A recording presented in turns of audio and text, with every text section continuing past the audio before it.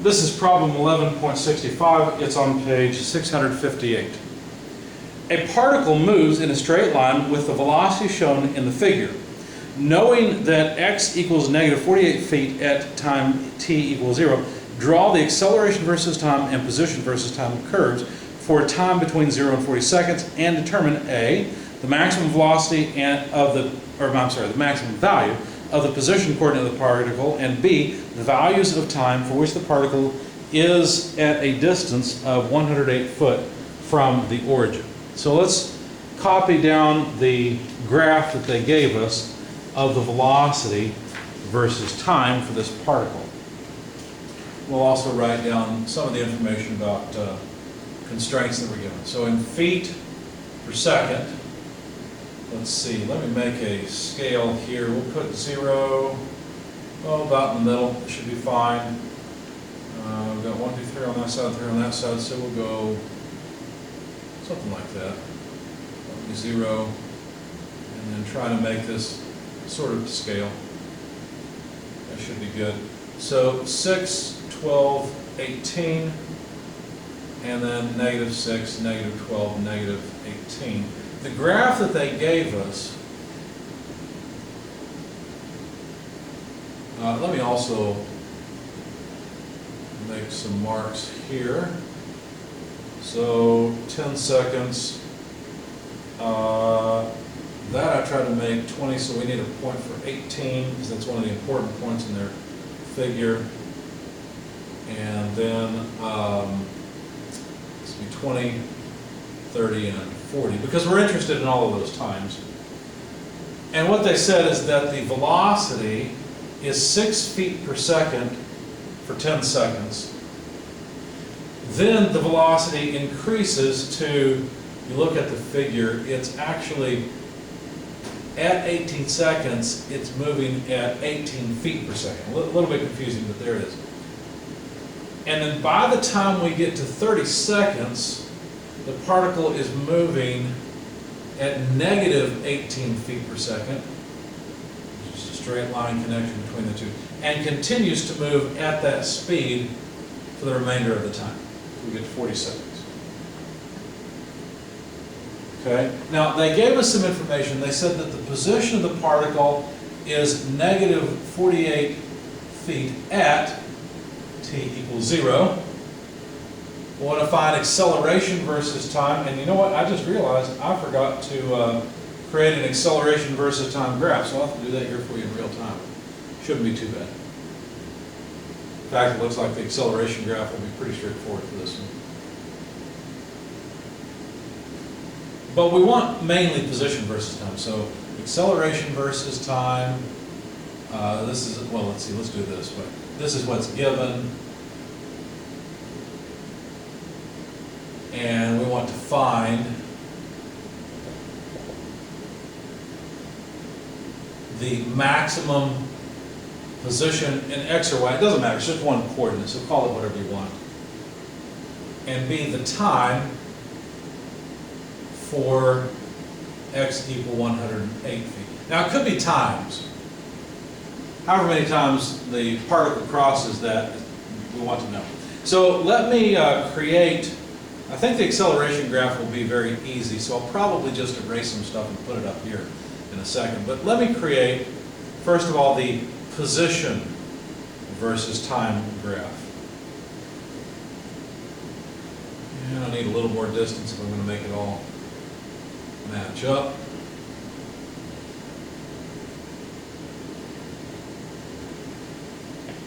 I probably should go to the 18. That's an important point. I'll leave a mark there for 20. Now they told us something to help us get started, because understand, the velocity chart only tells you how position changes. It doesn't tell you the absolute position. So we don't really know where to start. Like for example, we can tell here, since this is a positive velocity, that the coordinate changes by 6 times 10, or 60 feet. Because look, it's 6 feet per second times 10 seconds. So the seconds go away, the change is 60 feet. That's the area beneath the curve. Let me just erase some of this. And I won't write the units, and I'll just write 60. that's how much area we've got here. And it's useful to consider all of the areas that we have to deal with under the velocity curve. So let's do that next. If you take, well, let's see, 18 plus 6, okay, so 18 plus 6 is 24. You divide it by 2, that gives you an average height, which you can multiply by 8. So if you take, what did I say it was, 18 and 6 is 24, divided by 2 is 12. So if we take 12 and multiply it by 8, what do you get? You get 96. So the area in this region is just 96. Let me put the crosshatch in the other direction to indicate that area. What about this little area over here? Well, we need to know where the line crosses. And since the slope is the same on both sides and it's symmetrical, then this would have to cross halfway between these 2 points in time. Well, how much difference is there? Well, there's 12 seconds in time, right? Because 12 plus 18 is 30. So there's 12 seconds. Therefore, this point must be 6 seconds away from 30 and 6 seconds away from 18, meaning that it's at 24 seconds. And that's where it crosses. So if that's at 24, then to calculate this triangular area, we just take 18 from 24, we get 6, times the height, 18 divided by 2. So it's basically 9 times 6, which is 54. So this triangular area is 54 feet. Similarly, this triangular area, despite my drawing, is negative 54 feet. Let me move the 30 seconds up so I've got some space and it's not terribly crowded. So negative 54 feet, that's this area.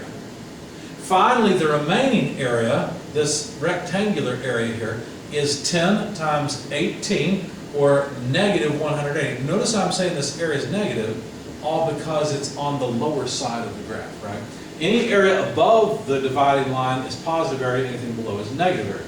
And all these areas do is tell us how much the position graph changes from point to point. So if the position graph begins, you know what, let me put a scale on here. Let's see, I got what, 1, 2, 3, so something like, well, I want it a little farther apart. That's better. Something like that. So 50 feet, 100 feet, and 150 foot. And on the negative side, trying to go down about the same amount, there's negative 50 feet. Remember that the position is negative 48 feet at time t equals 0. Well, here's time t equals 0. So the position is at negative 48 feet. Now, how does the position change? Well, as we move along, the position goes forward. That's what positive area means. It goes forward by 60 feet. So we go from 48, we add 60 feet to that. What does that come out to? Well, that comes out to 12. So, oh, right about there is 12. And it moves in a straight line. In other words, there's a constant velocity. That's what it says, right? There's a constant velocity. Every second that goes by, we get 6 more feet. 6 more feet forward. Okay? So at 10 seconds, that's what's happening. Now, what happens here where the velocity increases continuously? Well, there, the position increases continuously, but at an advancing rate, because look, over here we have a higher velocity than over here. So that means that it must go up. Now, how far does it go? Well, it goes 12 plus 96. What's that sum? That's 108. So we must end up at a position of 108, which is, oh, about there or so. Let's label it 108. And it has to get there in a, well, we come off tangent here and then increase. It's concave down. That's the concavity. And this is at 18 seconds. Now, what happens over here? Well, notice that over on this side, the velocity is still positive. It's just decreasing. Okay? So since the velocity is still positive, the particle is still moving upward. It's just moving upward at a fairly fast rate here and a fairly slow rate by the time we get there. As a matter of fact, basically this curve just continues. Now, how far does it go? Well, we get 54 more units. So 54 plus 108 gives us 162. So we have to go all the way up to 162. Now, I've only got 150 on here, so that's going to be, oh, about there, something like that, 162. Now, it's tangent. Why is it tangent? It's tangent on this side because notice the velocity is the same on either side of that point. It's 18 feet per second. So the slope here is just 18 feet per second on both sides of this curve, this tangent. How did I know that this comes in tangent to a horizontal line? Well, because the velocity goes to 0 here. Right? The particle reaches this point, it doesn't go any higher. It begins to attain negative velocity and move back down. But since these are continuous, then this is all part of the same parabola. How far down does it go? Well, minus 54. We're back where we started, aren't we? We're back to 108. So it just continues downward. Basically a mirror image of the other side, despite my drawing. Right? You know what? I'm really messing up, aren't I? I drew this here. No wonder my curve looks so odd. I put it at the wrong place. It's this point at 24 seconds that is the maximum. Let me try that one more time. It'd help if I would just go off my notes, but oh well. There we go. So it comes in. I got to make that more horizontal tangent at the top. There we go. So 162, I think it was. Yeah, there we go. And the part that is the same is just over here. So I'll need the other half, something like that. I don't want it to go down quite so drastically. There. Okay. And then what happens? Well, notice that the rate is constant after that, meaning that we just go down at the same slope that we came off of that parabola with. How far do we have to go? Well, we have to go down by 180. What is this point? It's 108. We have to go down to 180. That means we go down to negative 72. Well, that's going to be, oh, I don't know, somewhere around there or so. We'll bring that back. That looks like about negative 72. And there's the graph. Now, I know my drawing's not perfect, but hopefully you get the idea from this and see how the position changes with time. So there's the information we want. X max, well, obviously that's 162. If you wanted to say a maximum on the negative side, then the maximum negative we get is negative 72, but I don't really think that's what they were asking. They were probably just asking for the 162. Both of these are in units of feet, of course. And how much time, or are the times for when x is 108? Well, x equals 108 is here and here. Those times are 30 seconds and 18 seconds, you see. So the answer here is t equals 18, 30, and of course those units are seconds. So that's it. Except, of course, in my solution, I forgot to create the acceleration graph, so let's do that now. We've answered all the questions, except we need an acceleration graph, so let's do that next. Let me get rid of all those. That's still my velocity graph. I just want to put the acceleration graph in line with it. Acceleration in feet per second squared. What is acceleration? Acceleration is the rate of change of velocity, so it's the slope of this graph. Well, let's see, I see a slope that's 0, I see a positive slope, a negative slope, and a 0 slope.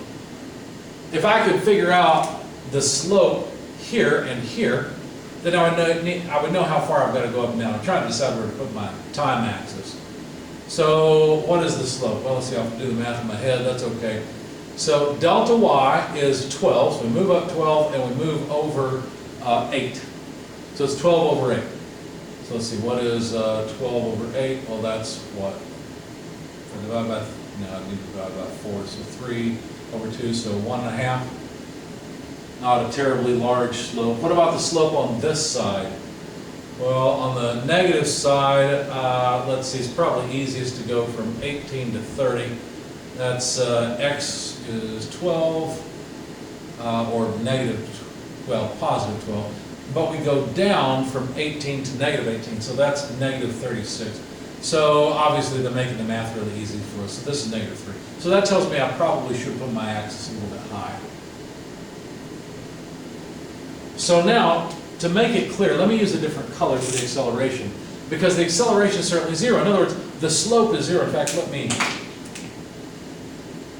make this match so we can keep track of where everything's at.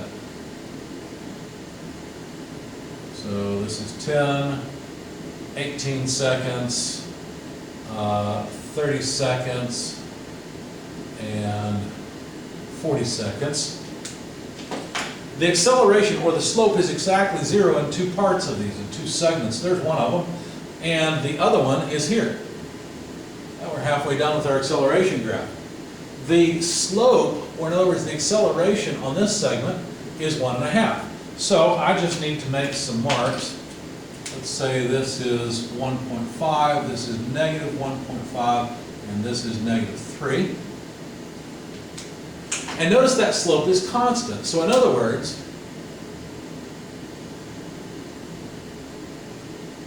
there's the acceleration during this portion, and then there's deceleration that occurs on this segment. And that's it. There's our acceleration graph. It's that easy. Not hard at all. I think I like a note better, like this is 1.5 and this is, well, negative 3. So we don't forget. I don't need my slope calculations. I think I did it right. So there are the acceleration and position graphs as requested, as well as the answers, though, of course. I've erased them.